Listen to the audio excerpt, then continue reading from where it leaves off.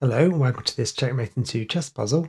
This one was created by F W Martindale in 1876. You can see that the black has the king and 5 pawns, white has the king, 3 pawns, 2 bishops and the queen. It's white's turn, and can you see the checkmate in 2? If you move the queen to b2, the king can move to d5. You can then take the pawn on d4, but the king has an escape square. Although you can move in for a checkmate, it's only a checkmate in 3, not 2. If you move the queen to b4, the king can then move to f3. The queen can then take the pawn on d4. The king can't move but can advance a pawn, and then you can move in again just for a checkmate in 3, but not 2.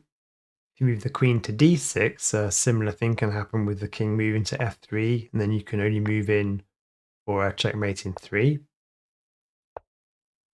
And if you try to check the king with the bishop, the king has escape squares, and even trying to do a reveal check the queen doesn't checkmate the king in 2. Okay, let's have a look at the solution to this one. So pause the video if you need more time. To get the checkmate in 2 for white, you need to move the queen to f8. If black pushes the d pawn, you can then move the bishop to g2 to checkmate in 2.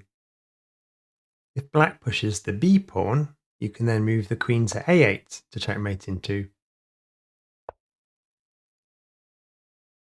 If black moves the king to d5, you can then move the bishop to g2 to checkmate in 2. And if black moves the king to f3, you can move the white king to e5 to do a reveal checkmate in 2 with the queen.